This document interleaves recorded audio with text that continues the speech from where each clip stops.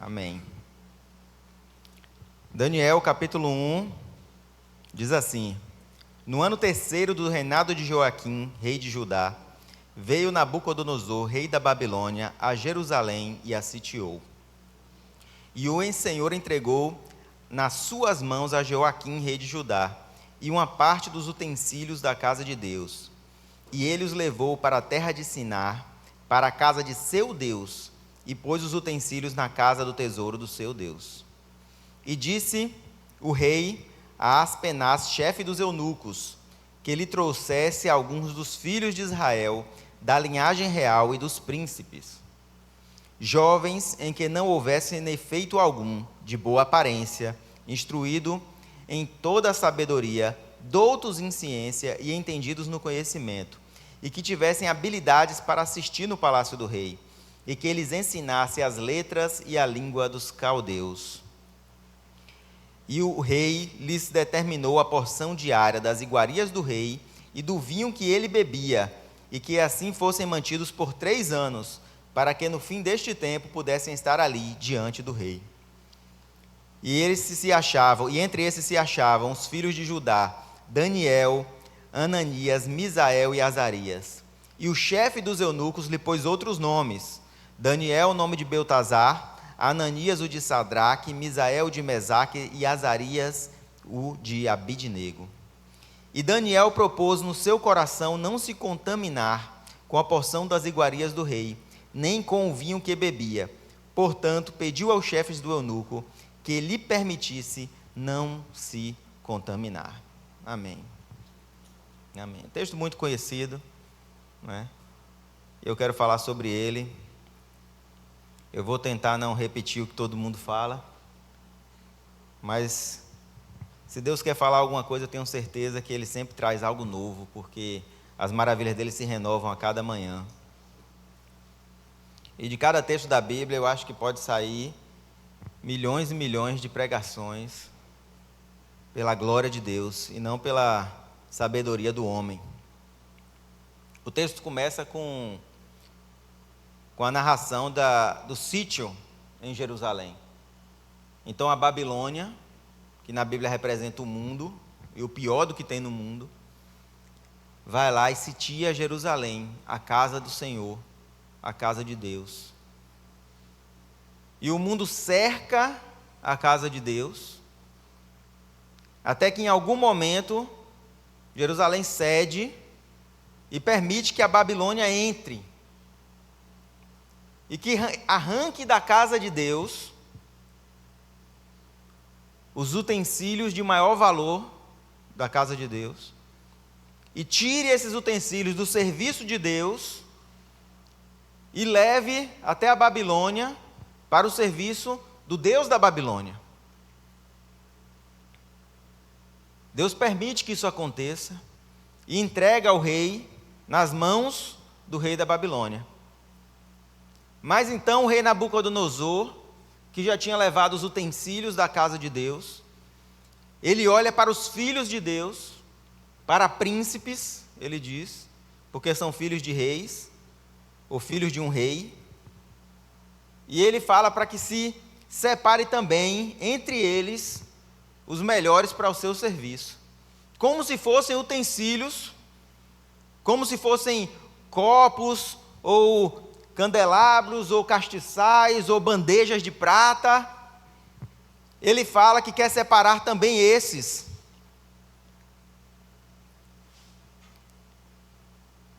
E ele dá características a eles, 7 características. Está aí no texto, no versículo 4. Quem é que pode achar as 7 características que ele dá?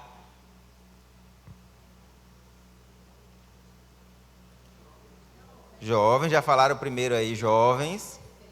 A segunda, não houvesse defeito, de boa aparência, instruídos em toda sabedoria, doutos em ciências, entendidos no conhecimento e que tivessem habilidade. Então ele está procurando pessoas de idade adequada, sem defeito, de boa aparência. Nesses 3 aí a gente já para e já fala assim: olha, isso aqui é um ritual de sacrifício, Porque quando você vai escolher um animal para sacrifício, você já escolhe um que tem uma idade adequada, sem defeito e de boa aparência na Bíblia, não é assim? É exatamente assim que se escolhe. Então ele está escolhendo animais para sacrifício aqui. E aí ele começa a falar de outras coisas que ele queria. Tinham que ser sábios, tinham que ser estudados, ou seja, eles tinham que ter sido instruídos nas coisas. Eles tinham que ter fácil conhecimento, ou seja, aprendiam rápido, eram inteligentes. E eles tinham que ter habilidades, eles eram habilidosos. Então o rei fala, olha, eu quero pessoas que sejam sábias, instruídas, inteligentes e habilidosas para um sacrifício. Eles têm que ter uma idade determinada, uma idade que ainda tenham forças para trabalhar, que ainda estejam dispostos a aprender. Eles não podem ter defeito algum e eles têm que ser de boa aparência. E como se seleciona ali os melhores utensílios da casa, porque também ele queria utensílios de ouro e de prata, ele também queria utensílios que tivessem uma aparência bonita, que fossem úteis para servir na casa do seu Deus. Assim também ele seleciona jovens de dentro da casa de Deus, os tira da casa de Deus, leva-os para o mundo, para que eles sirvam lá no mundo. E ele fala, olha, para que eles se esqueçam, eu vou lhes dar diariamente uma porção da minha comida e uma porção do meu vinho. Quando a Bíblia fala de comida e vinho, está falando de sustento e de alegria. Está falando de sustento e de alegria, não é? O significado da Bíblia. Porque todas as coisas que estão ditas aqui no livro de Daniel, eu tenho certeza que aconteceram de verdade, mas Deus inspira, o Espírito Santo inspira para que se escreva de uma maneira para que a gente depois entenda o lado espiritual dessas coisas. Porque não é só uma história natural que está sendo contada, mas algo espiritual está sendo escrito aqui por trás. E ele está dizendo que separou por sacrifício aqueles jovens. E para aqueles jovens não entenderem que aquilo era um sacrifício, esquecerem de quem era a Babilônia, ele fala, eu vou dar diariamente para eles uma porção da minha comida, uma porção do meu sustento, o sustento de um rei, diariamente, e uma porção da minha alegria, a alegria, o contentamento de um rei, diariamente. Por que eu estou frisando diariamente? Porque quando o povo atravessou o deserto, ele recebia de Deus o maná também diariamente, mas ele não tinha nada para comer no dia seguinte, e ele tinha que esperar de Deus o que viria no dia seguinte. E da mesma forma, aqueles jovens, ele comia do melhor que tinha de se comer, eles bebiam do melhor que tinha de se beber, e a sua alegria era intensa, mas a verdade é que eles não possuíam nada, e no dia seguinte eles precisavam do rei novamente. E aquilo vai criando-se um vínculo de dependência, porque dia após dia eles tinham que receber isso, e hoje eu estou vivendo como rei, mas amanhã o mundo tem que me dar de novo para que eu viva como rei. E de novo, e de novo, e de novo, porque aquilo que eu como, e eu como como rei, e as festas e a alegria que eu tenho alegria, as festas de um rei, elas não são minhas, mas o mundo me dá para que eu me esqueça de quem é a Babilônia e de onde eu vim da casa do Senhor. E chegou em tal ponto, meus irmãos, que o mundo lhe deu os outros nomes, que não são os nomes que Deus lhe deu. E a Bíblia faz questão de falar esses nomes, mas não basta ouvi-los, tem que entender o que cada um significa. Então vamos lá. Ananias, que era o nome de um dos amigos de Daniel, significa Deus foi gracioso comigo. Deus foi gracioso comigo. Mas ele recebe o nome de Sadraque, inspiração do Deus do sol, que diz, o sol me fortalece, que significa o amanhã me fortalece, que significa a sorte me fortalece.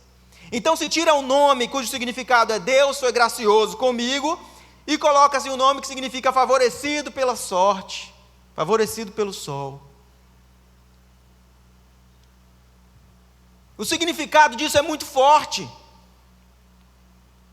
E então, segundo Misael, significa quem é como Deus. Mas se coloca o nome dele, Mesaque, que significa filho da Babilônia. E agora, em vez do culto a Deus, ele deveria cultuar a Babilônia. O terceiro, Azarias, significa Deus é quem me ajuda. E se coloca o nome dele, Abidnego, que significa servo de Nego, Deus babilônico da sabedoria, ou servo da sabedoria. Porque ele era ajudado por Deus, mas o que o mundo queria é que ele fosse escravo da sabedoria e achasse que as coisas que ele conseguem através da sabedoria. E Daniel, que significa Deus é o meu juiz, recebe o nome de Beltazar, que significa que o príncipe da Babilônia, que é Bel, proteja o rei. E realmente, como se profecia, o príncipe da Babilônia tenta proteger o rei, mais tarde na história de Daniel. Nomes dedicados a demônios, dedicados ao mundo, a coisas mundanas, que o mundo lhes deu, para que eles se esqueçam de quem eles são e de onde eles vieram. E olhem para a Babilônia e falam: oxe, essa é uma terra que me trata muito bem, porque me colocaram cargos, me deram nomes, me colocaram comidas como eu nunca comi, bebidas e alegrias que eu nunca pensei presenciar. E se esquece que a Babilônia saqueou a casa de Deus, e se esquece que ela matou os seus pais, e se esquecem que a Babilônia tentou os destruir, e que eles na verdade não são filhos na Babilônia, mas são escravos. Tudo isso é esquecido, porque diariamente um banquete está preparado para eles, porque diariamente novas alegrias, novas emoções enchem os seus corações. Na igreja também, meus irmãos,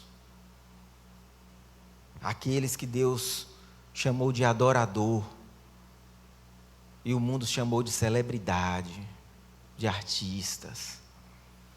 Alguns que Deus chamou de pregador, evangelista, mas o mundo chamou de influenciadores, de coaches. Aqueles que eram selecionados, sem defeito, de boa aparência, eram sábios, instruídos, inteligentes, habilidosos, de tal forma que o mundo desejou a luz que eles refletiam, e de adorador passou a ser adorado, e daquele que refletia Cristo começou a mostrar quem Ele é para os outros. E assim como Satanás, o próprio Satanás decaiu, destruído, embriagado em sua própria luz, e trocou aquilo que era a sua essência por um prato de manjar, por uma taça de vinho e por um nome novo que o mundo lhe deu. E mesmo aqui, como em muitas outras igrejas, pessoas esqueceram seus nomes, os nomes pelos quais foram chamados, professores, levitas, pregadores, e gostaram mais do nome que o mundo lhe chamou, como médicos, engenheiros, advogados, e esqueceram que Deus foi gracioso comigo, e acharam que a sorte lhes favoreceu, esqueceram que ninguém é como Deus, e acharam que são filhos do mundo, e esqueceram que Deus é quem ajuda, e acharam que a sua sabedoria bastaria, e esqueceram que Deus é o seu juiz, e acharam que iam ser protegidos pelo príncipe da Babilônia.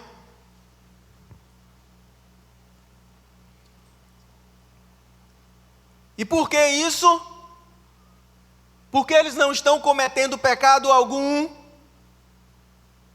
E eu agradeço a Deus pelo grande entendimento de Daniel, porque comer manjares e beber vinho não é pecado.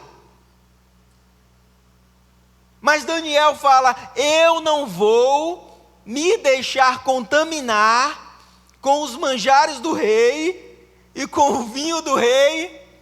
Mas a verdade, meus irmãos, é que o manjar não é pecado e o vinho não é pecado, mas contamina.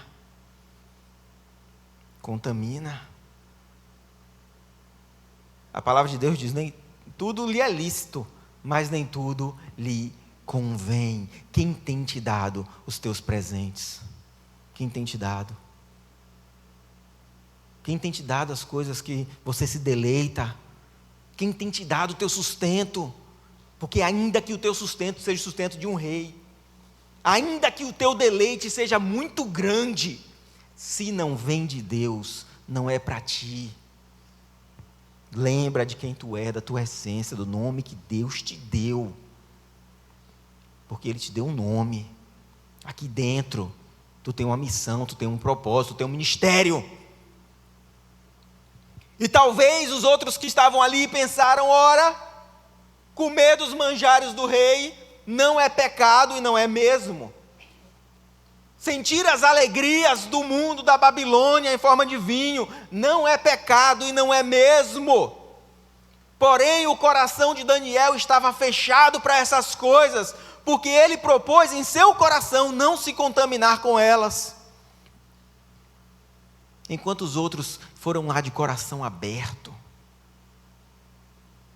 E o problema, meus irmãos, não foi quando a comida do rei entrou em suas bocas, ou quando o vinho do rei entrou em sua boca, mas quando eles entraram em seu coração.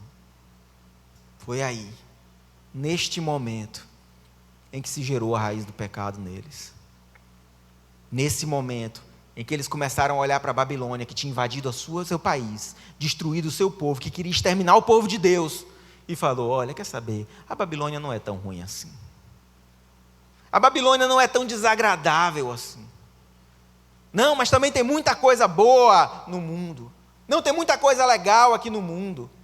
Não, também não é tão ruim assim. Não é desse jeito, né? Não é. Não, mas não é bem meu inimigo. E essas coisas começaram a adentrar em seus corações. E se criou uma dependência. O que o mundo tem para mim amanhã? Em qual banquete vão me servir? Em quais festas eu vou? Eu preciso de mais. E se cria uma dependência. Porque era mais fácil crer que o rei traria um novo banquete no outro dia, do que maná desceria do céu. O próprio motivo da queda de Jerusalém não é porque Deus não podia protegê-la, mas Ele queria mostrar que os muros não podiam protegê-la, que suas armas naturais não podiam protegê-la, que o seu entendimento das palavras de Deus também não podia protegê-la, o seu conhecimento também não podia protegê-lo, a força também não pode protegê-lo. E quanto mais forte e poderoso fica o homem, mais ele se envaidece. E se você olhar para os grandes exemplos disso na Bíblia, o homem mais forte, Sansão, caiu por causa de mulher. O homem mais sábio, Salomão, caiu por causa de mulher.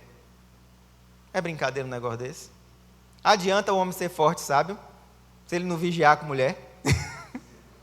Não adianta. Você não vai ser mais forte que Sansão, nem mais sábio que Salomão. É ou não é? Vigia. Porque não adianta nossa força e nossa sabedoria se Deus não nos proteger. A proteção tinha que vir de Deus. Então, assim como os utensílios, e desse Deus vai cuidar mais tarde na história de Daniel, foram levados para outro serviço, esses jovens também foram levados para outros serviços, vidas roubadas. essências roubadas. E no mundo, uma porção muito mais do que o necessário. Eles comiam até se deleitar, se fartar, e ainda sobrava um bocado. E eles nem precisavam levar para casa, porque no outro dia tinha outro banquete. Que maravilha! E agora eles já tinham conhecidos já em todo o país, muitas pessoas os seguiam, e muitas pessoas os admiravam, e alguns os invejavam, mas aqueles que comeram do manjar do rei, Satanás não deixou que os invejosos lhe tocassem, porque de todos que foram levados cativos, os que foram perseguidos, foram Daniel e seus amigos, mas os outros que também vieram da casa de Deus, que se deleitaram com as delícias da Babilônia, foram protegidos da inveja dos outros servos de Nabucodonosor. Protegidos por quem? Por Deus? Não, foram protegidos pelo próprio diabo. Porque às vezes tudo que o diabo precisa fazer para conquistar alguém é o proteger, é o abençoar, é dar, é não tocá-lo. Talvez ele tenha aprendido uma lição com Jó e falado: olha, em alguns casos eu não preciso tomar tudo que ele tem, eu só preciso dar em dobro o que Deus lhe der, e ele vai se esquecer de Deus. Mas aos outros que não se esqueceram, esses foram perseguidos. A eles foi reservado uma cova com leões. A eles foi reservado uma fornalha de fogo ardente. E é isso que eles ganharam, por terem escolhido ser separados, por terem escolhido ser diferentes, por não aceitarem aquilo que o mundo deu, que a Babilônia deu. Porque quando você fala não para o mundo, quando você fala não para o mundo, para a Babilônia, ela mostra a verdadeira face, e te joga na cova dos leões, e te joga na fornalha ardente. Ela te rejeita, ela te mostra que nunca foi tua mãe.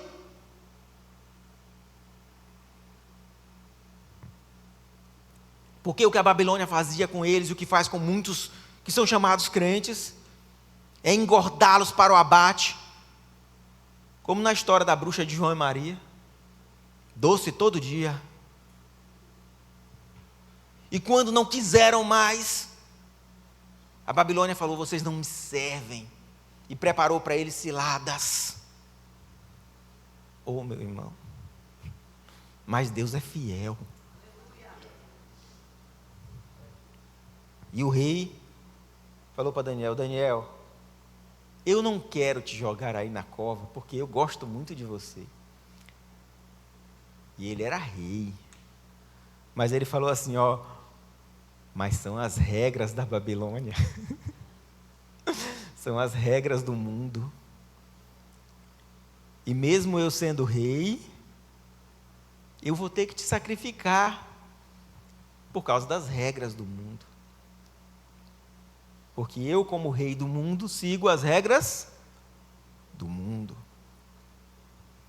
Então ele pega Daniel, a quem ele amava, e lança na cova dos leões, para matá-lo. E ele gostava de Daniel, porque ele nem consegue dormir. Ele nem consegue dormir, ele passa a noite angustiado. E ele era rei. E nada pôde fazer para salvar Daniel das regras do mundo. Porque Daniel estava condenado ao quê, meus irmãos? Ele estava condenado ao quê? À morte. Este é o rei da Babilônia. Mas eu quero te falar sobre o rei de Israel. Porque o rei de Israel é Cristo Jesus. E quando a gente foi condenado à morte, ele virou para a gente e falou: olha, vou ter que jogar vocês no inferno, porque são as regras de Deus. Foi assim que ele fez? Não. Ele falou: ó, eu te amo, e eu vou no teu lugar. Quem é Nabucodonosor perto de Jesus? Ele não é nada. Jesus falou: olha, você foi condenado. Algo pior do que a cova dos leões, a cova dos demônios, o próprio inferno. Está aqui a lei, e você não cumpriu, e tem que ser jogado lá. Mas eu te amo e vou no teu lugar. O rei não pôde fazer isso por Daniel. Mesmo sendo rei, os leões não respeitariam. Mesmo sendo rei, a sua força não livraria. Porque aquilo que chamavam de rei era um homem como qualquer outro. E aquilo que chamavam de Deus era um demônio qualquer, como qualquer outro. E os leões não importam com isso. A realidade não se importa com seus problemas. Mas Cristo Jesus, Ele falou: sim, a lei é aqui para ser cumprida, e eu vim para cumpri-la, então eu vou morrer em teu lugar. E em vez de lançar-nos na cova, Ele mesmo pulou lá. E em vez de precisar que alguém fechasse a boca dos leões, Ele mesmo amarrou os demônios. Quem é Nabucodonosor que não pulou naquela cova, que não amarrou aqueles leões? Quem é ele? Ninguém. Ora, e os outros que foram lançados na fornalha? Ele falou: olha, são as regras desse lugar. Vocês são excelentes funcionários, artistas, coaches, influencers, excelentes funcionários, mas as regras são: devo lhes lançar no fogo. Porque lá fora podemos ser excelentes funcionários, mas aqui nós somos filhos. O nome que Deus te deu é filho meu. E quando ele lançou no fogo, o rei da Babilônia não os pôde acompanhar, porque até aquele que foi lançá-lo morreu queimado do calor do fogo. Mas tinha alguém lá no fogo com eles. Porque eles fecharam seu coração para o mundo e resolveram não se contaminar com tudo que tinham. Se é algo que tu tem, que te afasta de vir na igreja, não foi Deus que te deu.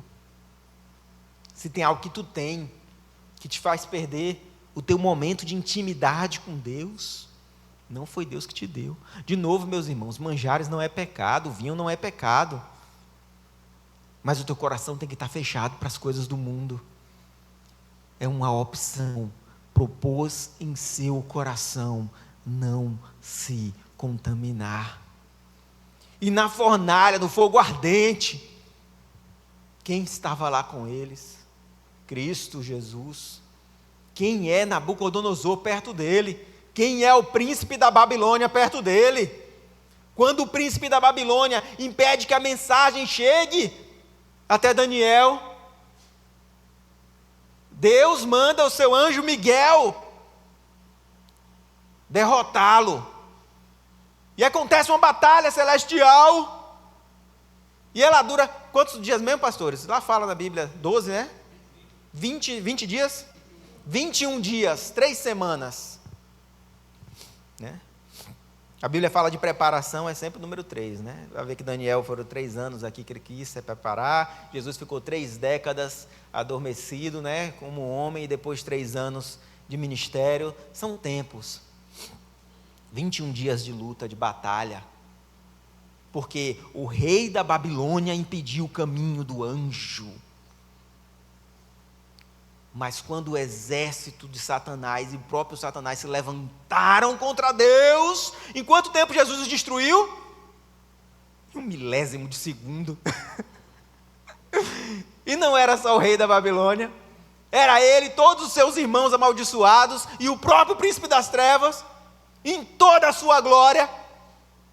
Eles não puseram a Jesus um esforço sequer. Eles nada são. Por isso mesmo, Jesus desce lá e toma da cova dos leões a chave. E toma do próprio inferno a chave. E fala: onde está a glória da Babilônia agora? Você quer saber quem é a Babilônia? Vamos lá, Apocalipse 18, versículo 2 até o 5. Uma partezinha.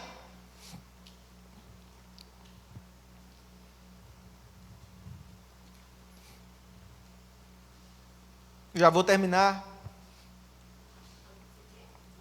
18. Se você for ver Apocalipse 14, 16, 17, você vai ter uns insights aí que eu não vou entrar nisso, senão a gente vai terminar muito tarde. Mas a Babilônia cobra pelo vinho e pelos manjares. E diz assim o versículo 2 de Apocalipse 18: e clamou fortemente com grande voz: caiu, caiu a grande Babilônia. Ela se tornou morada de demônios, covil de todo espírito imundo, esconderijo de toda ave imunda e odiável. Porque todas as nações beberam.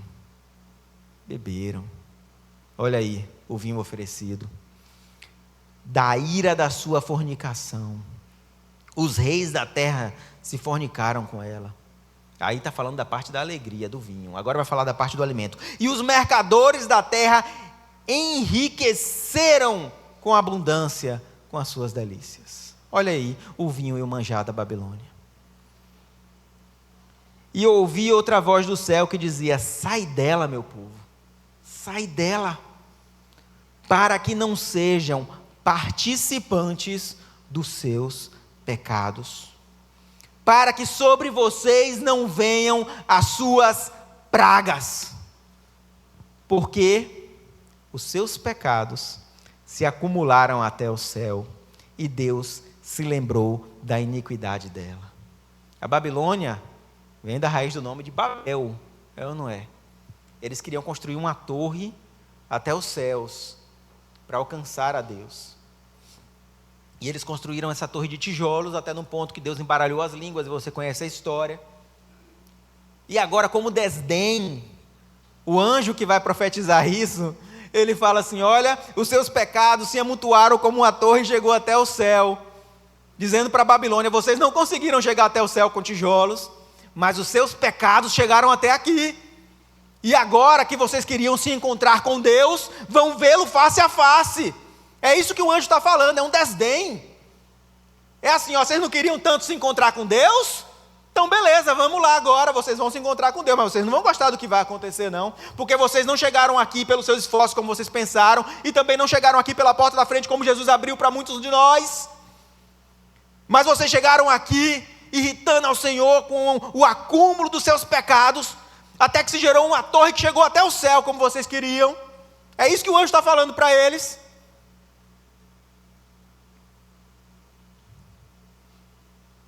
E agora vocês se encontrarão com ele.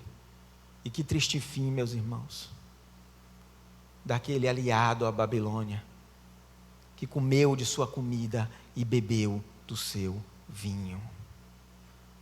Mas não, aqui nós somos separados. Eu queria que a igreja se colocasse de pé. Aqui nós temos um propósito em nosso coração. É para isso que estamos aqui. Não estamos aqui para atingir lugares altos no mundo. Não estamos aqui para sermos reconhecidos. Eu não estou aqui para me destacar, ou para que alguém fale sobre o que eu falei, porque nada de bom pode vir de mim. Eu estou aqui para louvar ao Senhor. Eu estou aqui para engrandecer o seu nome. Eu estou aqui para refletir a sua luz. Se algo é de proveito do que eu falei, vem de Deus. Se algo não presta, veio de mim. É fácil de separar. É para isso que estamos aqui.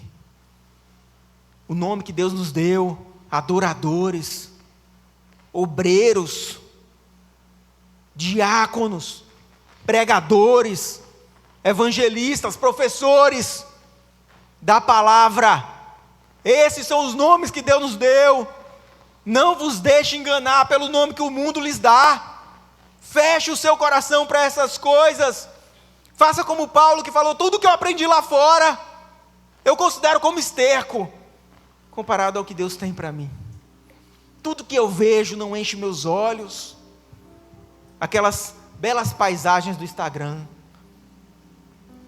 aquelas belas roupas das revistas e das propagandas, o que são? Nada, nada, comparado àquilo que Deus separou para nós. Não se engane, na hora da tribulação, na hora da cova, a Babilônia vai mostrar quem ela é, e Deus também mostrará quem Ele é. Uma certeza eu tenho: Ele estará comigo. Essa é a certeza que eu quero levar. E as riquezas podem se acumular na tua vida, meu irmão. Deus tem me abençoado, mas essas coisas não podem entrar em nossos corações, porque nós somos separados. Deus nos fez assim, sem defeito, boa aparência, idade adequada para o trabalho, do 0 a 100, viu? Sábios, instruídos, inteligentes, habilidosos. Mas a tua habilidade para quem tem sido?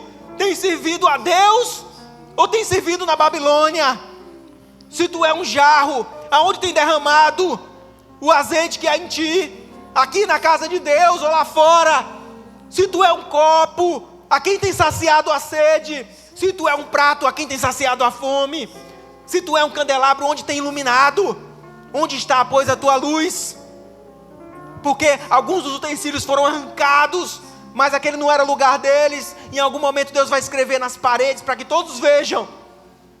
E os que são dele, são para ele. Vamos trabalhar e usar os nossos dons dentro da casa de Deus, porque aqui é o lugar onde fomos feitos para fazer dessa forma. Amém, meus irmãos? Eu queria só orar. Senhor Deus, amado Pai, ó Deus, eu te agradeço, Deus, porque Tu tem nos dado, Pai, a Tua palavra. Tu tem nos dado em Teu entendimento, Pai. Ó Deus, não podemos dizer, Pai, que não ouvimos de Ti, Pai.